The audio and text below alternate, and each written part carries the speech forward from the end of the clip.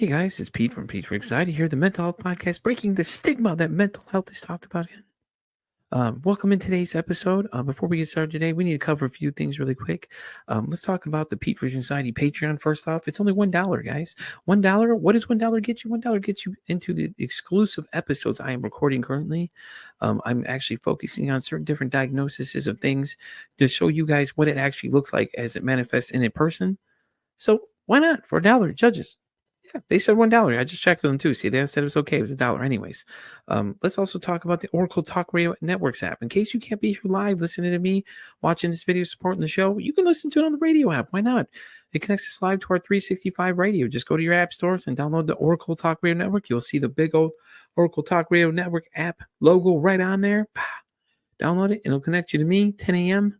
Central Standard Time, 3 p.m. Central Standard Time, to Pete for Anxiety when I'm live doing my thing right here, informing the world and raising mental health awareness. So where are you going to be? 10 a.m., of course. Come on, we just talked about this. Pay attention for once. Damn, do y'all know how to listen? And as always, guys, like, follow, and share the YouTube channel. If you guys like what you're seeing, leave some comments, man. We want to know. I want to know if you like what we're on. You want to be on the show? Let me know. Hit me up at PeteVersusAnxietyPod@gmail.com. And as always, guys, enjoy the show. And by the way, did I mention to like, share, and subscribe to the YouTube channel as well? Yeah, okay. I just want to make sure because some of y'all are hard of hearing in the back, may have to yell louder or get a megaphone or something. But, anyways, let's get today's show started. Y'all have a great one. Enjoy. Guys, welcome into a very special and exciting episode of Pete vs. Anxiety, the mental health podcast, breaking the stigma that mental health is really talked about enough. My guests today don't even need an introduction. You should already know them as the band known as Lives Lost. We have 2 of the 4 members here right now. Chad's unfortunately working, and Alan's decided to go AWOL on us. He's like Waldo. We're trying to figure out where he's at. No one knows. That's pretty par for the course for Alan. Don't worry. So how you doing, guys? Doing great, man. Aaron, have you taken my thoughts about being a Bush cover band yet, man? I was the guy in the comment section. You guys were live that day asking that question to you. Bush cover band? No, I don't. Come on, man. You could be the Gavin Rosdale of the group. Come on. That doesn't sound too bad. I don't know. I'll think about it. I'll give it some more thought. He's considered it now because. Yeah. Well, welcome in, guys. It's great to have you here. This has been a long time coming and everything like that. So how y'all doing today? Doing well, man. Thank you for asking. Thank you for having us. The real question, though, is how's your mental health? Today, it's pretty low today. I'm like, the elevator. I'm at an existing today. Yeah. But I could feel that. Yeah, I get that. We persevere. Yep. Not every day can be a perfect day. That's very true. Very true. Very true. So how's it going with everything with the success of the song and everything else like that? It's really great. And I know mental health is big for you guys. So why don't you give everybody a little background about yourselves?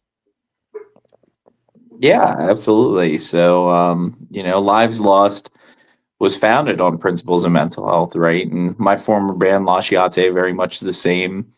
I am somebody that has struggled my whole life with the war inside my head. And a lot of Lives Lost subject material is revolving around that, right? Our first EP that we released, The Portrait of Loss, is about grieving and processing that. And I think that ever since that very first EP, we've just kept it going on that. And, we've sung Numb the Pain, especially, dealing with addiction, alcoholism, and trying to find a way to cope that's healthy and contemplating the finer meaning of life, right? I think that we as a band are founded on that, and our big tagline on that last EP, that debut EP, was "Find hope that's inside." We reference that a couple times on the record, and no matter where we're at mentally, there's always hope to be found. Yeah, I get that. That's great. Aaron, how about yourself? How's your mental health today, buddy? It's okay. Could be better, could be worse, but like Dennis said, you just work through it, move forward. Better days will come. Better days are coming. So there's always something. So you just got to try to look at the bright side, right? Yeah, and it's it's great thing about music too is that's always a soothing thing for a lot of people. You think about it, like you all have that one song you listen to when your days are shit. You're just like, all right, I want to feel better. So you get amped up and and you're listening to it. I'm constantly telling guys about y'all and things like that, and I'm always sharing your songs with people, and it's great because Numb the Pain's the first one I've ever seen of yours, and then I went back and was checking out the rest of your guys' stuff, and I was like, dude, this shit's good. And Tanis and we communicate all the time on TikTok. And I'm always telling him, like, I told him Champagne's my favorite song. And he goes, no, I don't like that one. I think that's what he responded. I don't remember what he said exactly. He goes, but I love that I song, think dude. it was kind of something like that. I mean, So I love what's the Champagne. thought process behind when you made that song? Because that one was really good. I'm telling you, dude. I was singing parts of that to people, and people were like, what are you singing over there? I think, like, for me, Champagne is one of those songs that's like, when I wrote it, I was like a little angry, right? Yeah. So I think when we're angry, we have big emotions, and we write stuff that like really is relatable, but also like comes from a place of anger, which I don't like to write from a place of anger. So Champagne, even live, like, it still like gets me a little like angry that the person that the song's about like just didn't understand like how to value people around them. Yeah. That makes sense. Yeah, it makes sense. Um, No, it makes perfect sense. so I'm like kind of with all of our songs. Honestly, I relive some type of emotion night after night, which can get very tiring. Yeah. There's a song that we haven't really been playing in the set list because it like really takes it out of me, and that's Webs off of the debut EP. Aaron Yeah. can attest to that. Like, that's just it's a downer, man. And for the first like couple times we played that song, I would literally burst out crying on stage. It's Because funny you say that though. You guys ever hear Deftones? On the House of Change. Ever watch when he does that one live? He always starts breaking into tears too. yeah, Yeah, I've- it's like so I can feel that. I get that energy, man. It's a lot of it's a lot of songs that's what their basis are. It's just like things you go through, and like Jelly Roll, his stuff is like that too. It's like different things he's experienced, and yeah, with mental health, it's just insane, man. People don't talk about this stuff, and then when you start talking about like suicide and things like that, it's just the conversation goes to 0 to 1,000 real fast because people are like, oh shit, what do I do? This guy's talking about taking his own life. Like at this point, it's like they get that kind of like deer in headlight look. They're like, oh shit, what do I do? Because this guy's literally talking about taking his own life. And yeah. we've had a couple of times on this show, man, it's gotten pretty fucking wild. Like a couple of weeks ago, we had a guy in here tell us that he was sitting at the edge of his bed with a gun in his hand, teeter-tottering, thinking about it before we got together to record. And he was sitting right across the way from me. And he just started going off on a tangent, was talking about it. And I was just like, whoa, okay, this has got interesting real quick, and my anxiety was just kicking up, dude. I'm just like, holy shit, this guy's talking about like this literally out live, and he's just telling us all this stuff. And he went on just a quick tangent, and then he left, and he came back to it again because I had somebody listen to the original episode, and I was just like, dude, holy shit. And it's That's crazy wild. though, man, isn't it? It's just crazy though because not enough people are talking about the subjects, and like when they do, then it's like I feel like people aren't educated enough about it. Like they don't understand what they're looking at. And I get that people don't understand, but at the same time, people don't want to know. No, they don't. They don't actually want to know. Yeah, exactly. And you deal with it yourself. You know what I mean? What diagnosis do you have? Though you mind sharing it with us? Yeah. So I'm ADHD, autism and ADHD, and formally, I've also been diagnosed with depression, generalized anxiety disorder, and bipolar. However, I will say I got those diagnoses when I was a teenager living in a home that gave me PTSD. Yeah. So it's like part of my adulthood and growing journey has been like trying to figure out what the real and fake of my life is, which kind of fucking sucks, honestly, because it's like, what It does, did I man. It really does, honestly. what did I grow up thinking that was wrong with me that wasn't even actually wrong with me, and took all this medication, and I don't know. It just gets depressing. It does though, Honestly. because it's like it's a constant battle of what am I taking and putting in my system. Yeah. I mean, the autism and ADHD are undeniable, to be honest with you. Like, there's no doubt in my mind that I have that. And I would honestly probably say anxiety as well. But the rest of it, it's like, was that me or was that a product of my environment? You know? Yeah. Yeah, true. Good point. I mean, that's a good point. And that's Aaron, do you have very any hard. Aaron, not to cut off Tannis, but do you have any diagnosis by yourself? It's Or kinda do you like, know anybody that has any diagnosis? You know what I mean? Because it's always different when you're on the other side of that, like where Tannis is, having something happening and, you got to think quick in the moment. Have you, like, you know what I'm saying? yeah, I know what you mean. I know some people that have like, is it borderline personality, something like that. I Yeah, believe. yeah, that's an interesting one. But That's yeah, 100% an it's interesting always like an one. interesting. I don't even know if interesting is the right word, but it's like when you deal with some, or they're having whatever issue it is. It's kind of like a fine line you have to walk, because you know that they're dealing with something that you don't entirely understand, or you can't entirely like identify with.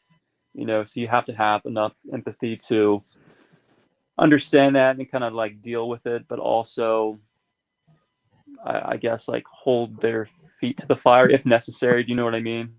Yeah, no, I know what you mean exactly. A way to deal with things like that, if it's a case of like conflict, if that makes Yeah, sense. So yeah, just like that makes sense. That's super hard.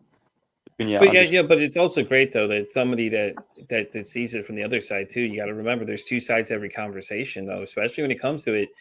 Like Tannis and I deal with things, but the people on the other side that don't understand exactly what's going on. And it's, I yeah, think a lot of times people get scared when they start seeing things that start happening. Like some people start cycling, or people that have PTSD that just go into this like mindset where they're not even there. It's just like they go into pretty much like remote control mode, and they're just like, you don't know anything. And it's just like, that's not the same person you were just talking to a few minutes ago. When they snap into those moments, it gets crazy.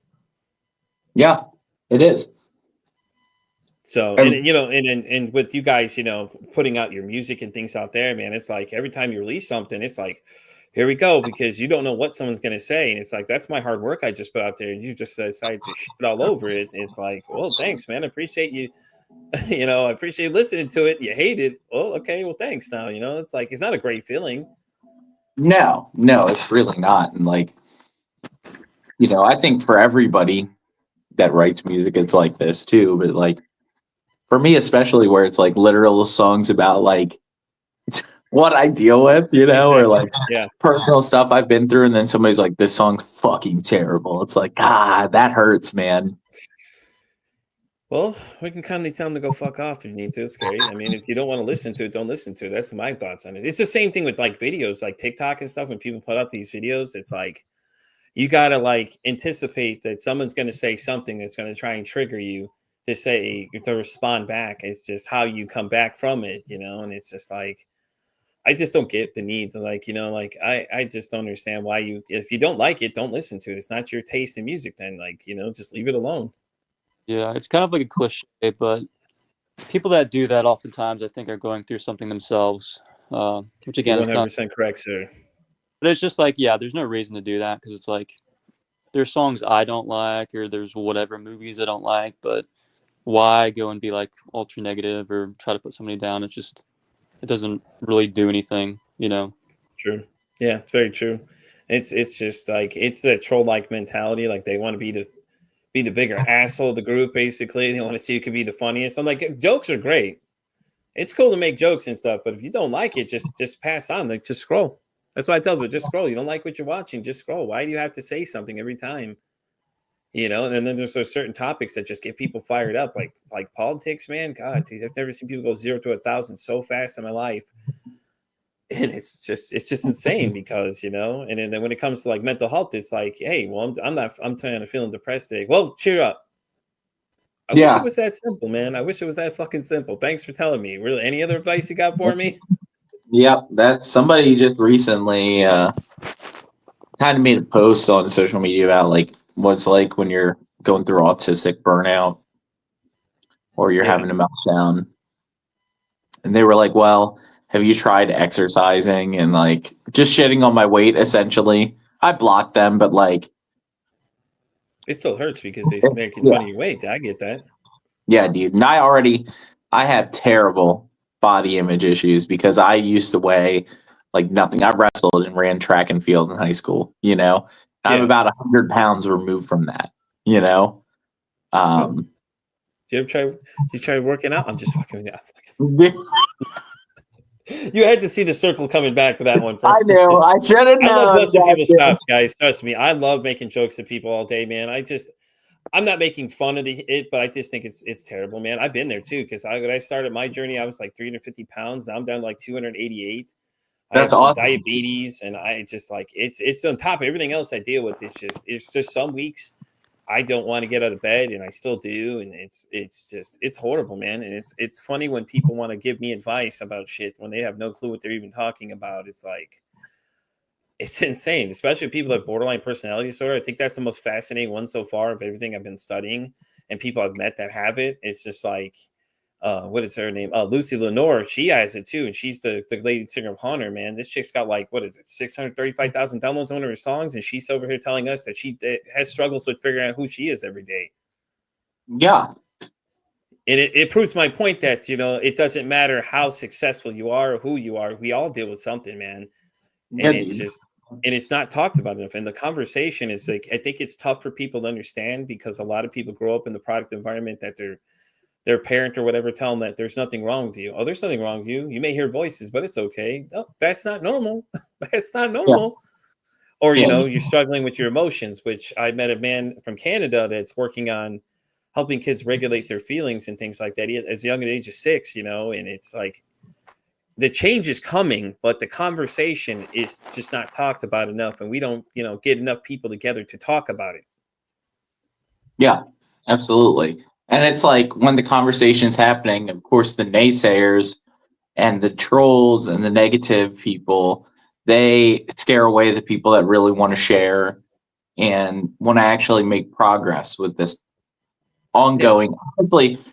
And it's a problem across the world, right? But like mental health in America specifically is just, it's a joke. It's a joke. We treat it like a joke. I mean, we have hundreds of school shootings a year, Yes, and God, dude, that's so crazy. Think about that. We have the hundreds of those. yeah, and we keep cutting spending for education, and we keep cutting programs that could help these kids, but it's totally not a mental health thing. We totally don't have a problem. We're Right. Are they quick to country. blame mental health right away? And it's like we know because the kid in Tennessee's parents knew what his bad intentions were, gave him the weapon regardless, and thought, okay, well, I'm not going to get in trouble for this now. You know what I'm saying? It's just crazy. Yeah, there's no accountability. We have a problem with accountability in America. Yeah, no, I agree. Our mental health system's terrible, man. You know how hard it is to find help these days? Like, I mean, they have all these access to things. It's just affording it because it's so expensive to just talk to somebody. Yeah, $400 an hour. Most therapists with no health insurance. Yeah, I isn't that agree.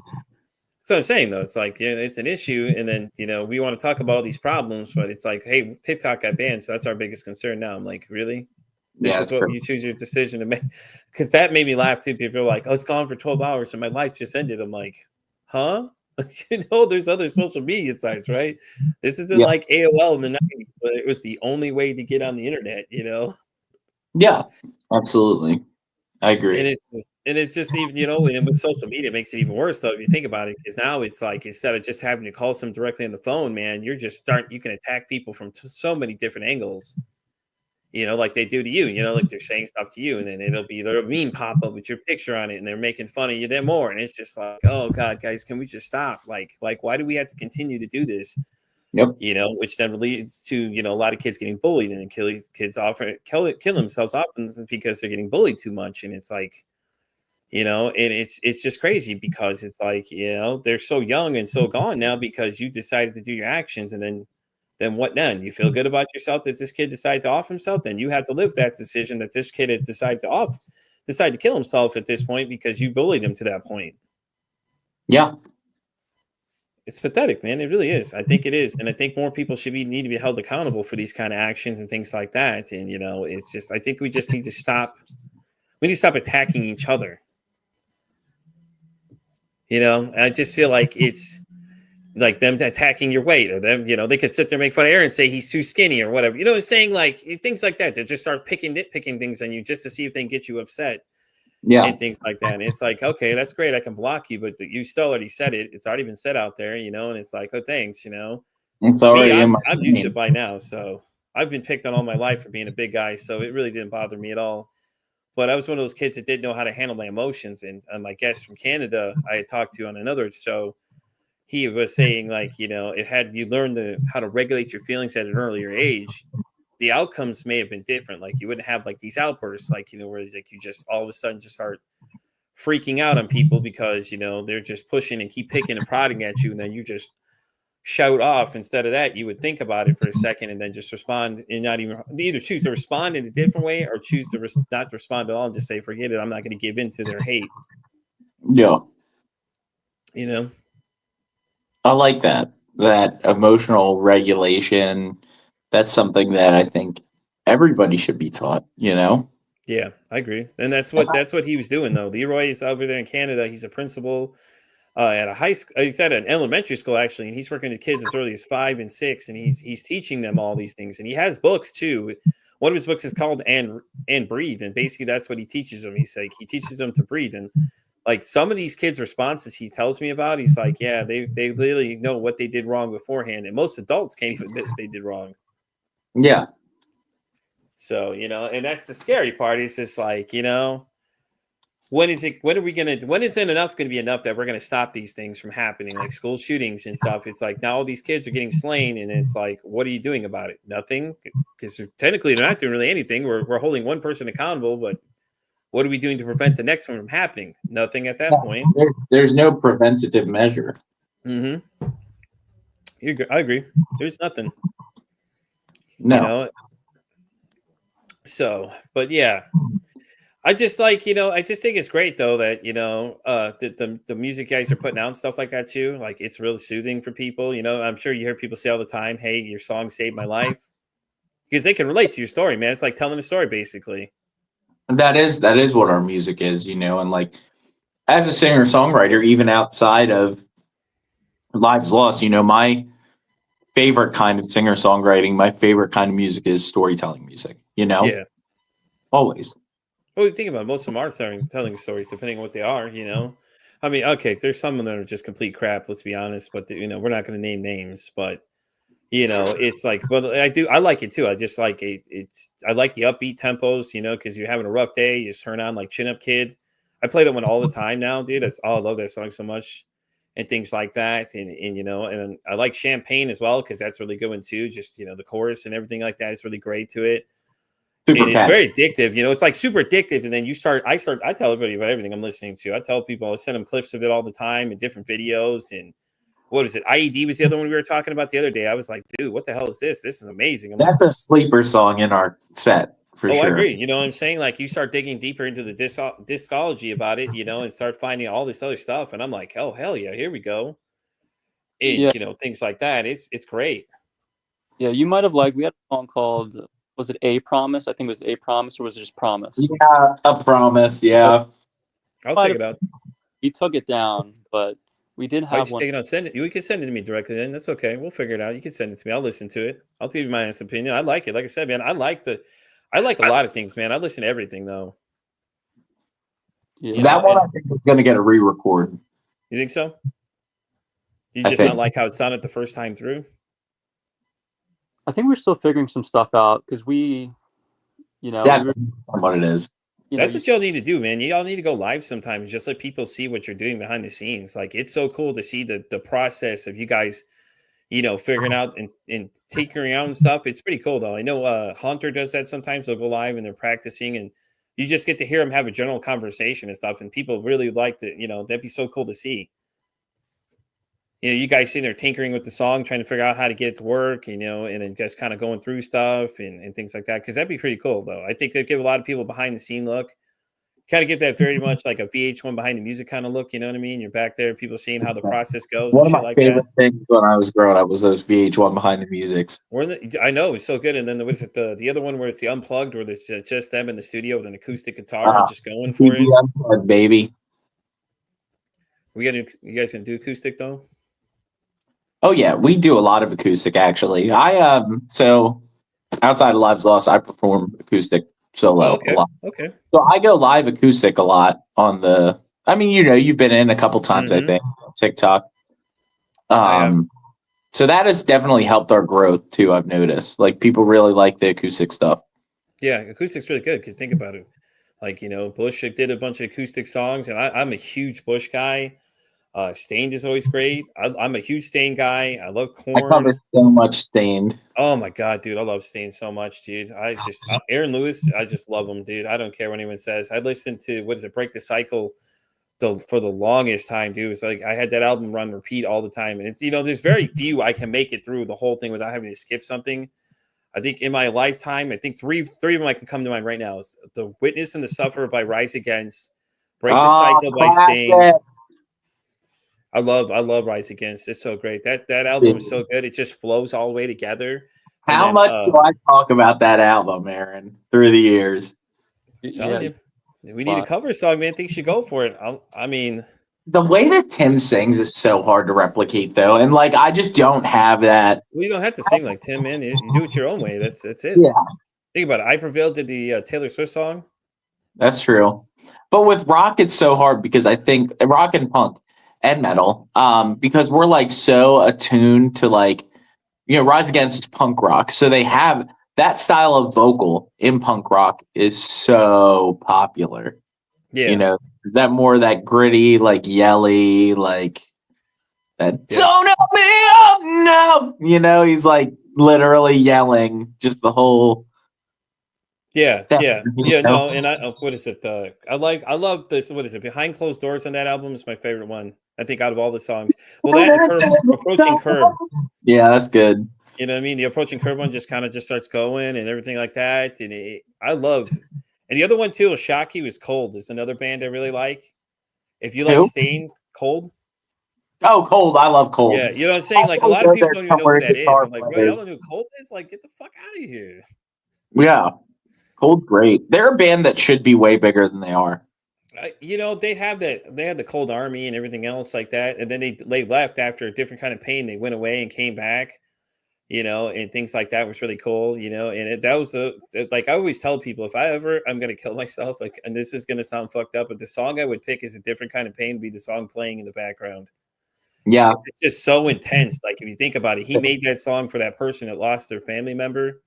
yeah. And it just plays out really soft, and then it just picks up a little bit, and then and it's really good. And I know it sounds fucked up when I say that to people, but it's like, but I love them though. Like I love End of the World was one of my favorite songs, and then Just Got Wicked was too, because like when he starts screaming, he's like just got wind. You're just like amping up, and you're like hell yeah.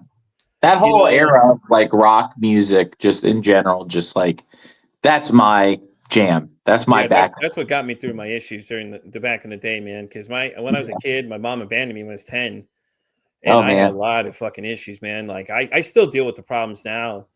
And so much of it relates to my mental health too, man. Because like the whole reason this podcast even started was that I started on my own journey, and I was like, damn, I noticed that not a lot of people talk about it. Like people do clip videos of like, hey, suicide prevention month, da, da, da. And then after that, the conversation ends. It's like, okay, so what happens after the conversation ends? Because it doesn't go away for people.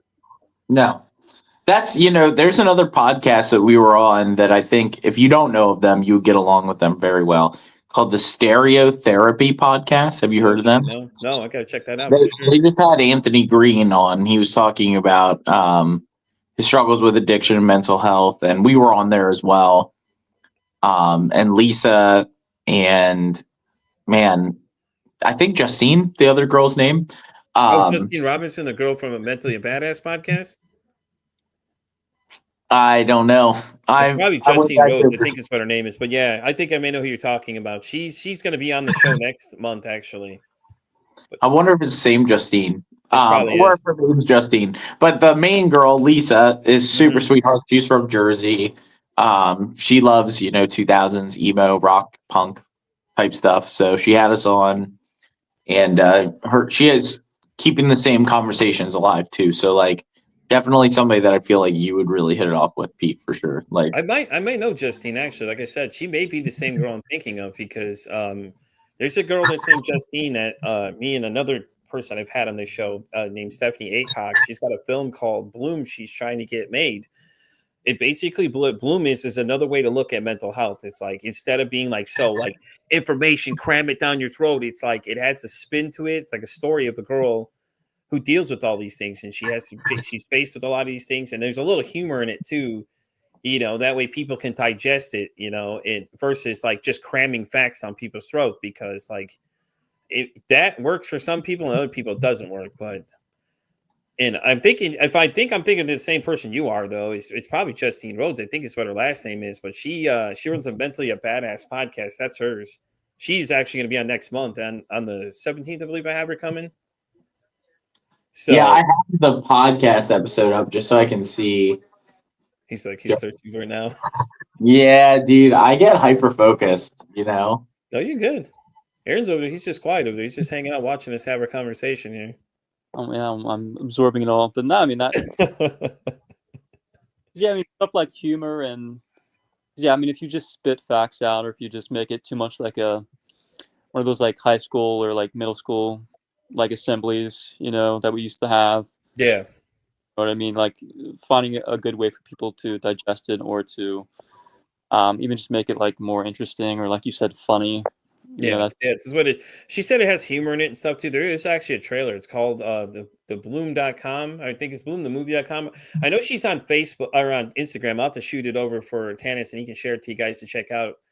But she's got a trailer up for it too now, and that's a big step. She's actually trying to get Jim Carrey to be the lead in the film, because when Jim said he's done doing films, he was like, yeah, I'm not going to do anything else until it has some kind of meaning. He's like, I'm tired of doing all these goofy films, which is funny because everything you've seen in him, except for maybe a few of them, like Eternal Sunshine of the Spotless Mind, that was a little more serious. Number 23 was more serious for him and things like that.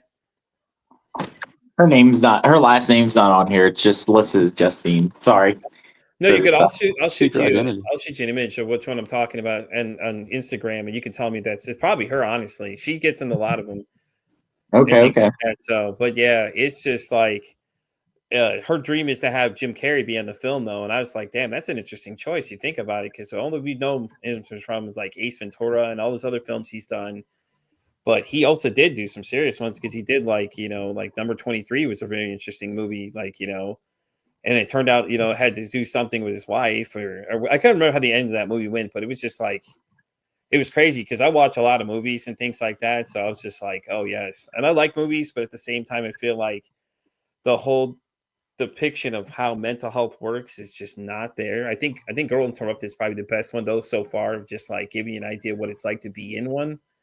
If you think about it, or like, what is it, like A Clockwork Orange was an interesting perspective to it too. How they had the guy like kept his eyes open and showing him all those crazy images and things like that. And then, you had the guy, had a lot of like real flashy kind of things for the time, like real, like kind of like almost like you're watching an episode of Batman, with Adam West or whatever, with all like the little spitting kind of things and all this other crazy shit going on at the same time. It's crazy though, because, that's how people think it's like. They think like everything's pills, and it's just like, it's not. It's really not. They don't give you pills and therapy right away. Do you need them? Sure. But it was different for you, I'm pretty sure, because, you were giving all these different medications and things like that. And I think the hard part of that is that when you start getting all these stuff, then the side effects come. And then it's like, I've got a friend, he hasn't recorded his episode with me yet, but he said he takes 19 pills a day just because that's what they were giving him. Now, remind you, his thyroid's gone. He's got to take pills to keep the thyroid going because all this crap they gave him, and it's crazy. That's crazy. What was that? That's crazy. You're telling me, though, and especially when it comes to like PTSD and everything else like that too. Hey, what's up, the Best Damn Podcast? How you doing? I saw y'all the last time. Say hello. See, there you go. Wave, everybody. There you go. What's up, guys? So, but yeah, and it's funny because it's like, people think it's like he was telling me that, and I was like, holy crap, dude. He's like 19. I'm like, 19 fucking pills. I'm like, that's a lot of pills to be taken. He's like, yeah, it's the pill. He calls it the pill regimen too. It's funny because that's what he says. He goes, oh yeah, literally is at that point. it's a little overkill, don't you think? It's like, what is? I wonder what he's dealing with, though. He hasn't really told me much. He wants to wait till he can really fully unload. So we're gonna do a Patreon together. I may have to leak you a clip of it to see what you think, because it's gonna be an interesting conversation for sure. Yeah, I bet. I don't know anybody, even my grandparents. Like my grandma has some mental health stuff going on, with aging. Yeah. But she's only on like I That's think what you 10 were telling me about that. Because remember, we talked originally. Yeah. I think back in November we were discussing that. So how's she doing, anyways? She's way better now. They have her evened out on medication. I don't want to get into it too No, much. we're not going to talk about much. I was just asking. No, I agree. We keep that for private between us. Yeah, she's doing way better. So That's I feel blessed for that, and I don't know, man. It's a lot. I have a lot on my plate. More than people I think realize, and Aaron knows because Aaron's one of my best friends, and he's been with me for 8 years now. We figured out the other day, which is so crazy. This is year 8. So how did you guys meet originally, though? A Facebook ad for a lead guitar player. Yeah, the rest is history, as they say. So have you always played music, though? Like, speaking which, so have you always played music like that, though? Have I? Yeah. Have you been in other bands? Is there anything else you've done before you got to Lives Lost? Yeah, like I technically I was in another band or two, but not really like playing live. Like I think the one band I was in for, I don't even know if it was a year, but like we just could not find a drummer, so never played live or anything. So Yeah. never played live was with Tanis, and the band at the time was, well, actually I don't even know if it was Lasciate. It was a Scarlet Sunset, bro. You played our very last show. Yeah.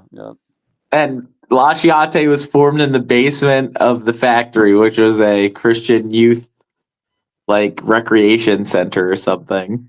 Yeah. And I asked everybody except Mark to be in the band that day. Really? Huh. And then I ended up asking him the same day. But yeah. Why did you include him the first time? That's messed up. Mark, if you hear this, listen, if you need to meet him and talk with him, I will. I'll talk to him about this. All right. That's messed up. You waited to ask. You'd have to meet Mark to understand. No, it's one of those situations. Okay. Yeah.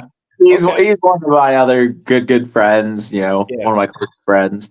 But at the time, I think there was a lot of it. We were all 18, 19. Yeah. So there was just a lot of immaturity and just stupidity, Yeah, so I think I messed with him a little too much, in the early days. And he messed with me right back a little too much, That's funny you say mess with people, because Aaron, they told me not to pick on you when you were live that day. They're like, leave him alone back there. I'm like, no, I want to give him a hard time. I don't know if you realized the conversation was going on, because you were probably farther away from the camera, you didn't see, but somebody in the conversation was like, hey, don't pick on him. I'm like, I'm just giving I promise.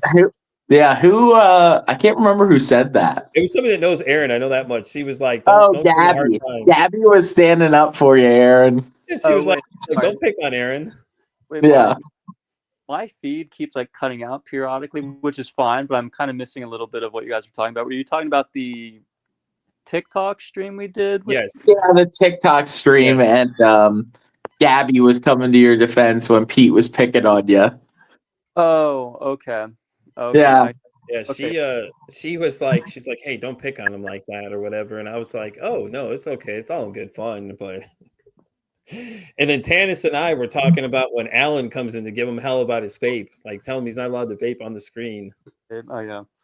No, yeah, Alan's vape is like the longest running Lives Lost lore. Oh my god. Funny. I was already prepared too, dude. I was getting ready to put a video up, say, listen, if you come by and you see Alan start vaping, make sure you tell him that, we got to think of something funny to say to him every time he does it too, just to mess with him the whole time. Oh. I was gonna the whole look at me, Alan. Look at me. We don't do that. Our Facebook and Discord moderator, Sid, counted the one podcast where we had live video like this. And she had a live count going on how many times he hit his vape. And it was crazy. It was 50 something times, I think, in the hour. Really? Alan, get some help, man. Jesus. All right. There's other things. Try nicotine pouches or something, man. Damn. That's what I'm saying. He's Nick addicted, Yeah. Yeah. So we talked with him about it. That He yeah, actually listen, totally hit it during sound check too. You know. right. So you guys any plans to tour or anything? Coming to Dallas by chance? I don't have anything booked in Dallas yet, but I'm really hoping, praying that August, September we can get down to Texas. That's my Yeah, plan okay. right now.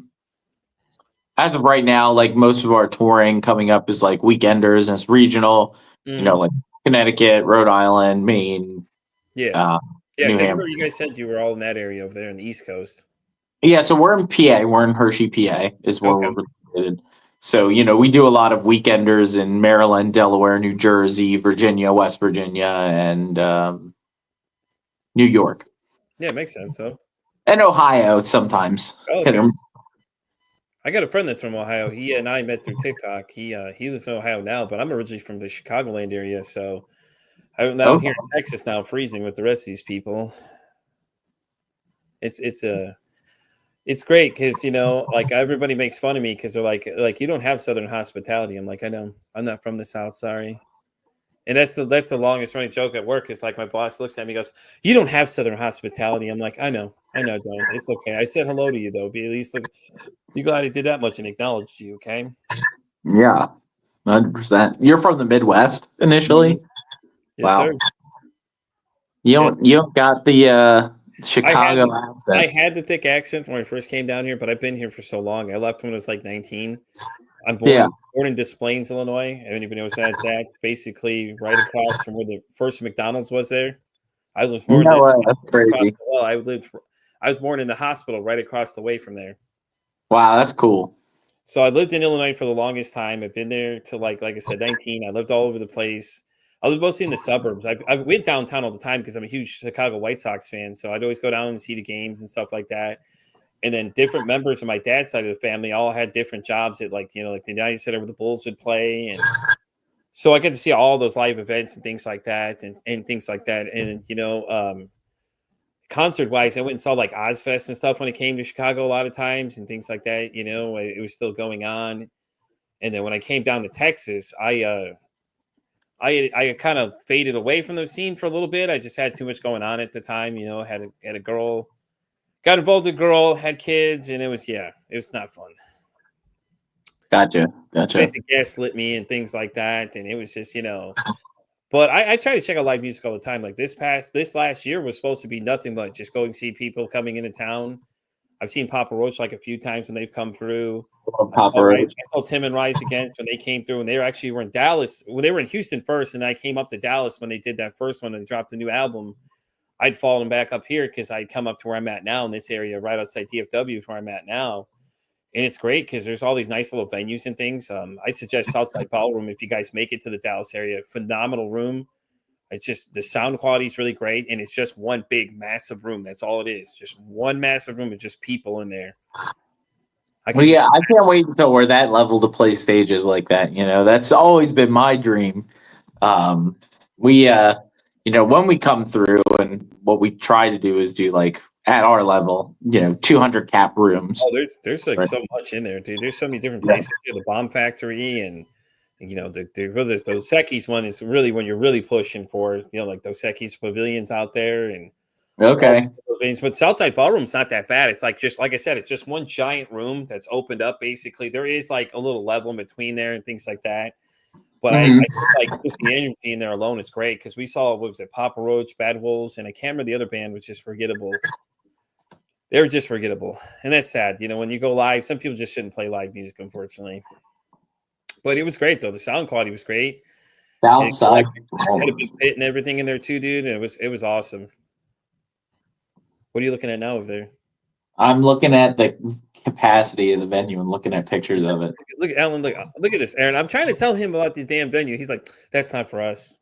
He's actually on TikTok right now. He's posting. Oh, this is a sick venue. No, but I like I'm a very visual person. Yeah. I like seeing it, like you got to tell me, man, what does it feel like when you see the sea of people out there, man? You're getting ready to just go, man. It's got to be in a fucking adrenaline rush, huh? It's so crazy. And maybe I've been doing music for so long, but I have yet to be in front of a crowd that I've really been like shitting bricks about, You know, maybe one time, I guess. I feel like that August Burns Red show when we played Launch. It was August Burns Red and Ice Nine Kills. Our old band, not Lives Lost. Yeah. Played with August Burns Red and Ice Nine Kills, and it was Oh, packed dude, out. that's awesome. I wonder what the capacity is at the convention center. It's got to be a good amount, I would think, wouldn't you? It was 1,000 plus at least. Yeah, Yeah, that's it was crazy. our largest shows. Yeah, throughout because with Ice Nine Kills and everything too. Oh god, dude, I It was died. actually before Ice Nine Kills blew up, if you can believe that. It was in Oh, I 2017. believe it. Everybody started somewhere, man. Think about it. You know, like Papa Roach. I didn't even know who they were until I saw the Last Resort video in high school, man. It's the first time I've ever seen them. You know, and I didn't even know they even existed until then. And it, you know, and then what was it? Rise Against. I saw the Give It All video they filmed in. I think they did it in Chicago because it's on the subway train where he's on. I don't know if they did it in the city or not, but it looks very familiar to me and things like that, you know. So back when MTV had videos, you know, that's how old I am. No, I remember that too. That was a great time. What was it? Was it TRL or something? Mm-hmm. Countdown. That was great. I remember watching like Backcountry, Avenged Sevenfold. Oh yeah, baby. It was on there.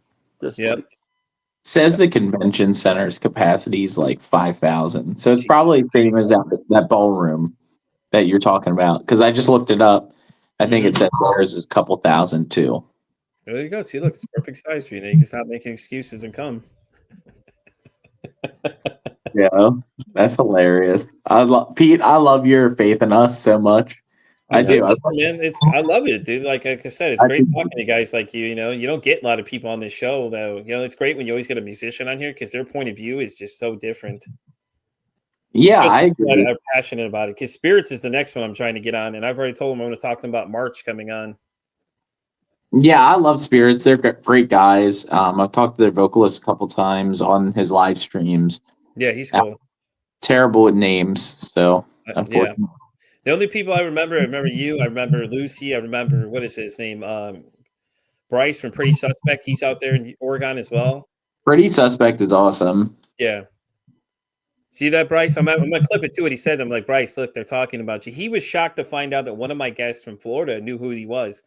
I'm like, dude, you're on the internet. Everybody knows who you are. I'm sure somebody's heard about you. And I mentioned it to the girl. I was like, yeah, you know, Bryce was here from Pretty Suspect. She goes, Pretty Suspect?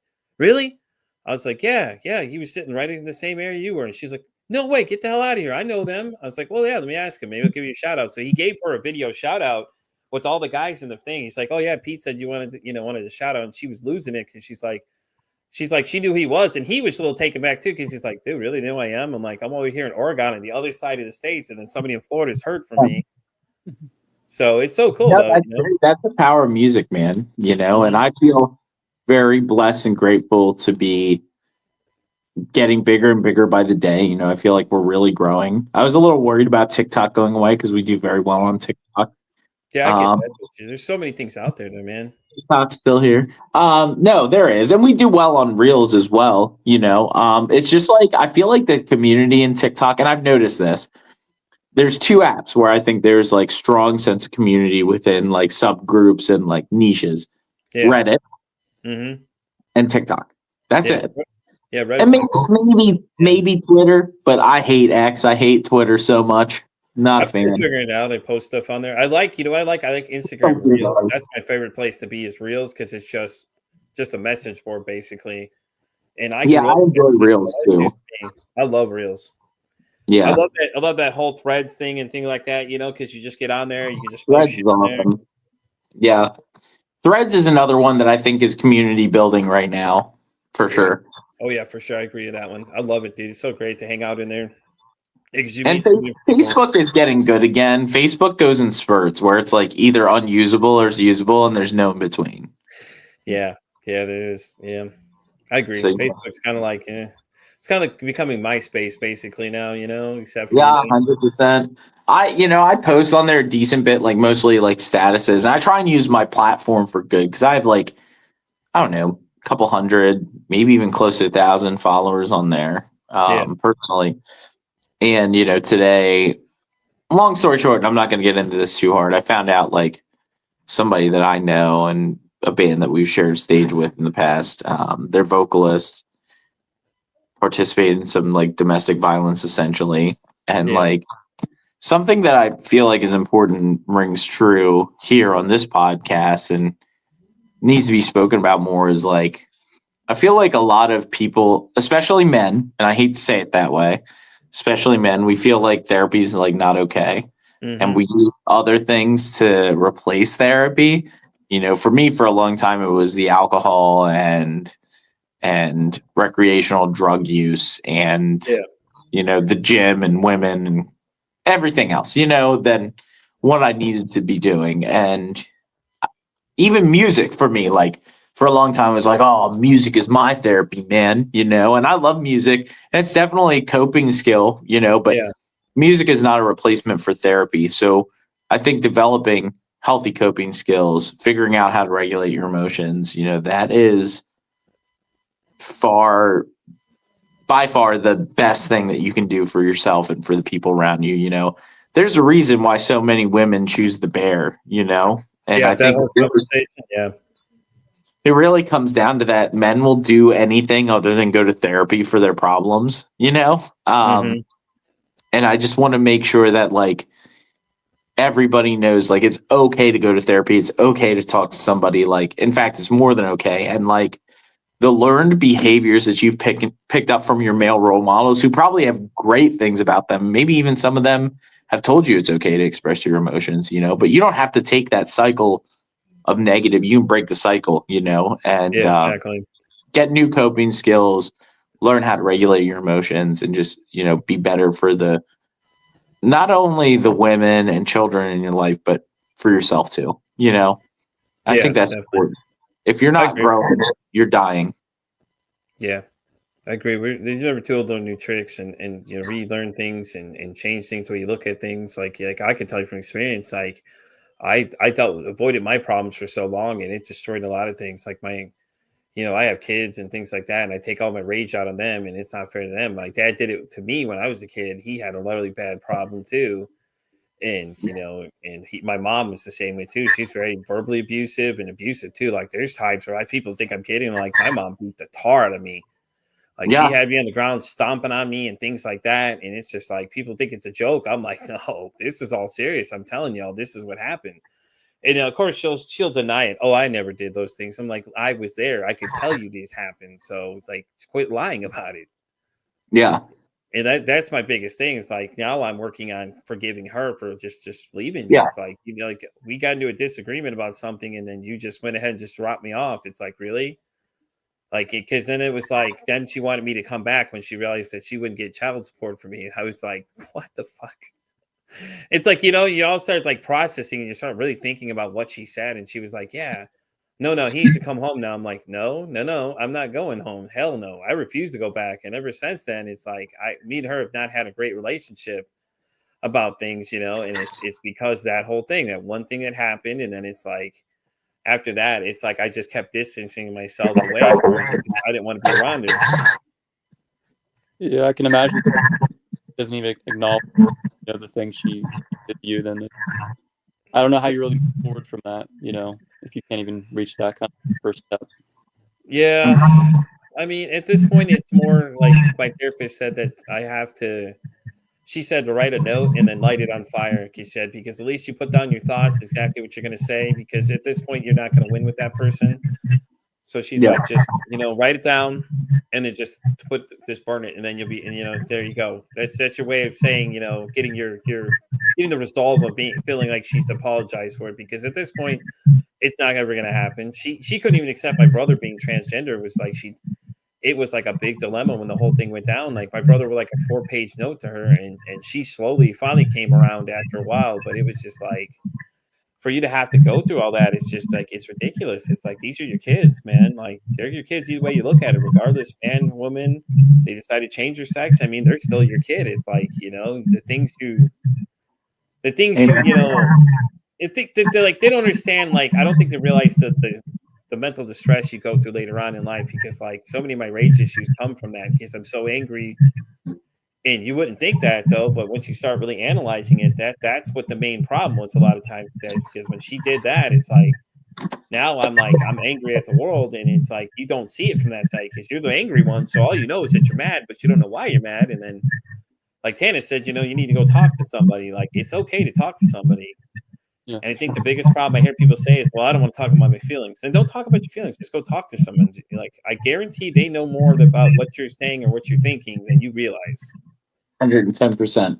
And that stubbornness, that refusal to learn and grow, that's what keeps people stagnant, keeps people unhappy. Exactly. And that causes the problem to become worse. And then we're still trying to fight the naysayers and these people saying, "Oh, you're fine, just cheer up," or "Oh no, it's just all in your head." And yeah, it's all in my head. You're right, it's in my head. It's my head's like a wonderland. It's just like it starts taking off. And the best way to describe it to people that don't deal with anxiety is I use the movie Get Out a lot because it's like the guy sitting in the chair. It's like he's sitting in the chair, the room's completely black, and he's looking up, and reality's there. So when it hits really bad, it's like you're trying to escape reality, but you can't. Yeah, 100%. It's like, you know what I mean? It's like you're stuck in your own mind, and it's like you're a prisoner of your own feelings. And then like when you get an attack that happens, it's like 90% of the time you don't want to say anything to anybody because they're going to freak out. And it's like, oh, here we go. I don't need you to freak out in this situation. Yeah. So, and it's just, I don't know. It's I feel crazy, for you man. on But that. yeah, like I said, but more of these conversations that continue to go, things like that, are just going to make it even stronger. And I'm actually booked out to at least September now. Actually, I think I'm out to the third week of September now. That's awesome, brother. I'm proud of you. Thank you so much, man. It means a lot coming from y'all. You know what I mean? It's great, man. I suffer from imposter syndrome a lot of times too. Me and my last guest were talking about this at 3 o'clock. Everybody, I promise you, anybody that is on the internet doing what we're doing, creating content, Yeah. trying to build a community, you feel imposter syndrome. Do you matter? Does your stuff matter? You're always going to think it doesn't, but it does. And we make more of an impact than we can ever know, period. Exactly. People so their stories too make impact people too. I tell them if it just impacts one person, you've done more than you ever need to in a lifetime, And a lot of times people see these conversations and they say the same thing. They're always telling me, "Pete, I appreciate what you're doing. And, you're doing this." And all I'm doing is just having a conversation with people. And that's the great thing about it, and all that kind of stuff and things like that. And it's just like, it's so surreal, man. It's like, this thing's taken off so fast. Started as an idea, man, and just went gone to the stratosphere. For having us too, and supporting our music, it means a lot. It does. Oh, I appreciate having you guys come. Like, definitely. I am going to do men's mental health episode one time. I'm going to plan it out, so I'll have to talk to you about it. See, maybe you want to come back and be a part of the discussion. Kind of do like a panel type thing. I would love that. If you're doing a panel, I would really love that. Yeah, we'll have to look at doing something like that. I haven't really planned it out yet, but it's something I was thinking about because I'm supposed to actually be in a panel for a Holocaust survivor. I'm not sure if it's still going to happen or not, but I'm waiting to find out the details and things like that. So awesome, dude. I can't wait to see what's next for Pete versus Anxiety. I appreciate it, man. Those words right there alone just mean a lot. You don't even know, man. It's great to hear people say that because even I don't even know. And every day I get up and every interview I do, it just keeps getting stronger and stronger and it just keeps growing and keeps getting more interesting. I love that. Things like that. So, all right, guys, we're going to wrap up this special episode of Pete versus Anxiety. Guys, I really appreciate y'all coming by and hanging out with me. I mean, it was great having a conversation. Thank you. Aaron, thanks so much for coming and being my, get picked on a little bit, man. It's okay. Anytime. So, but, you guys want to give a shout out to anybody while we're live? Want to say hello to anyone? Yeah, shout out to our Community of the Lost on Facebook, as well as our Discord channel, Community of the Lost Discord channel. Without our lost ones, without our fans, can't do what we do. I'd like to also shout out my beautiful wife, Harley, who has enabled me to pursue my dreams always and be an advocate for others that have similar life experience to myself. To our producer, Jeff McKinnon, and our engineer, Evan Seaberger, for making sure we sound awesome so we get opportunities like this. And to the Lord Almighty God for allowing me to live through what I've been through. Exactly. Aaron, you got to shout anybody? I'll shout out Alan and Chad. That's Ellen, sorry you couldn't be here to be picked on because the plan was just to roast you the whole time. Because trust me, I had a whole list of things to say just for no reason. Yeah, but no, Tanner said it better than I ever could. So yeah. Yeah, he's a man of very, very big words. I like it though, and it's great. Like I said, once again, guys, I appreciate y'all coming by. It was great having a conversation. I think it gives more people better insight to your thought process and the things y'all deal with too, and things like that. And you guys are all welcome to come back again. Maybe this time Alan will come back and we just all take turns picking on him. I don't know. We'll decide. I have a couple other show ideas in the process I'm working on as well. So I'll definitely let y'all know what's going on in case you want to come in and kind of guest star on some of them, because I do have a bunch of them. In case you're football fans, we have one that I'm looking at. I have another one, just general conversation. It's just going to be it's just going to be a riot. It's going to be like kind of Impractical Jokers, but a podcast, basically. We're just going to sit here and just pick a topic and see if we can stay on topic while we're picking on each other in the process. Nice. So, all right, guys. Well, you know where to find them, guys. Liveslost.com. Is that your website for your band? Yeah, so www.liveslostband.com, and we're at Lives Lost Band on everything. Pretty much. We have a new album coming out, 326 EP. Oh, okay. EP. Keep an eye out. Numb the Pain, Chin Up Kid, 2 singles off of that, 2 more songs on it, and are you going to tell us the name, or are you going to make us wait? For what? The other songs? Yeah. What's the new song coming up? The new EP. What's one of the songs coming up? Oh, so our next song coming out is probably going to be Salt the Wound and or Found, featuring Kellen Quinn. Oh, okay. That sounds good. I'm excited. I'm ready to see what comes out. I can't wait, man. So far, like I said, I enjoy everything I'm listening to. I think, like I said, Chin Up Kid gets played like every morning in my house when my wife leaves, because she doesn't like that kind of stuff. So Okay, gotcha. So, but anyways, guys, this is Pete versus Anxiety wrapping up today, guys. So once again, Lives Lost, thank you so much for coming, guys. Like I said, we'll be in touch. We'll figure out some other time to get together, have another conversation, pick on Ellen for a bit. But you guys know where to find me. I'm on Pete versus Anxiety, pretty much on everything like Visa. I'm everywhere you want me to be. And like I say, it costs nothing, absolutely nothing to be kind to somebody. One kind act you can do can save somebody's life, or hell, you can even make somebody's day. I'm Pete versus Anxiety saying, don't ask how somebody's day is. Ask them how's your mental health doing.